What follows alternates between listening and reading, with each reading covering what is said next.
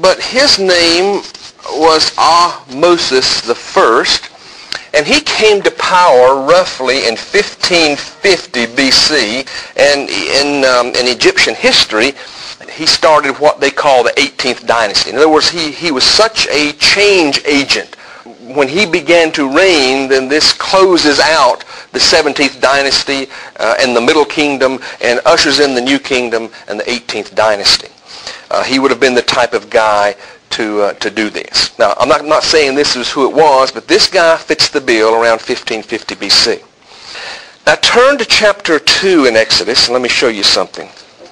Chapter 2 begins with what word?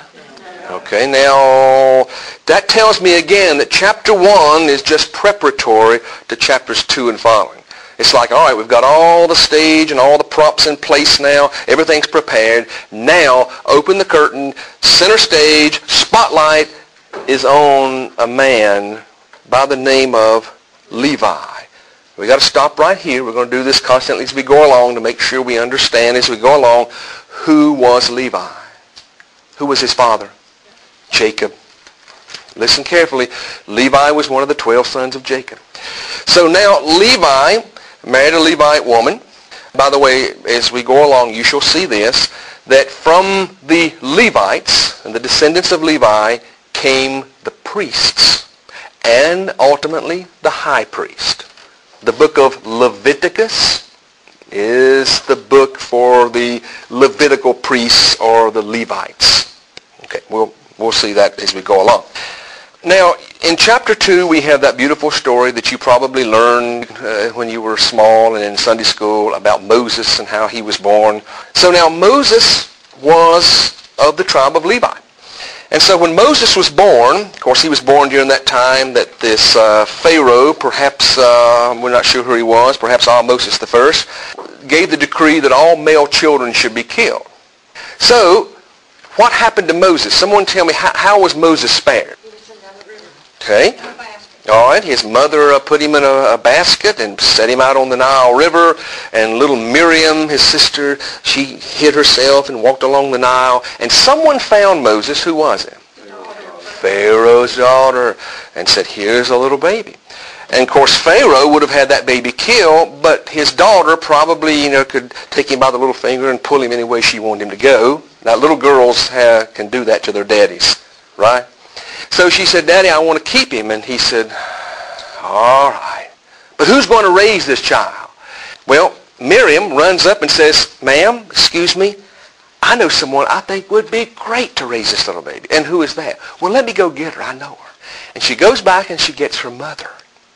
And guess what? Moses' mother gets to raise Moses for the first 12 years, probably gets paid to boot. Not a bad deal, huh? But then when he was about 12 years of age, Moses was taken into the palace of the Pharaoh, and there he was raised, and there he grew up around the riches, around the wisdom and the education, and all the mysteries of the Egyptians. So Moses was raised and reared in all of that. The name Moses, or as it's pronounced in Hebrew, Moshe, is an interesting word. It really is both Egyptian and Hebrew. In Egyptian, Moshe means child. The name Ramesses is Ra Moshe, son of Ra. So Moshe means child or son. In Hebrew, Moses or Moshe means reeds. So he was put in a basket and he was found among the reeds of the Nile River. So there's almost a double meaning to the name of Moshe. Now, put your finger here and turn with me to the book of Acts. You say, wait a minute, there's nothing about Moses in the book of Acts. Au contraire. There is most certainly. Acts chapter 7, verse 22. And we have 2 lessons on the book of Acts, so if you have any questions about Acts, wait till then and ask.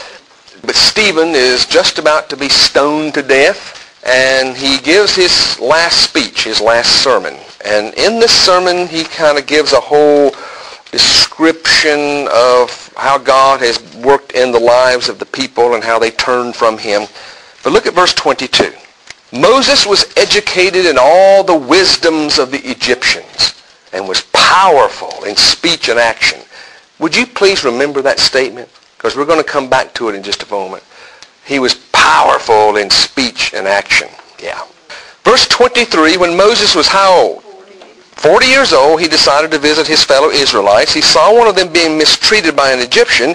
He went to his defense and avenged him by killing the Egyptian. You read that story. So that proves that Moses took up for one of his Hebrew brothers by killing an Egyptian. Well, of course, we know what happened when he did that. The Pharaoh on the throne at that time, who we'll try to identify in a few moments, put out a decree that Moses was to be killed.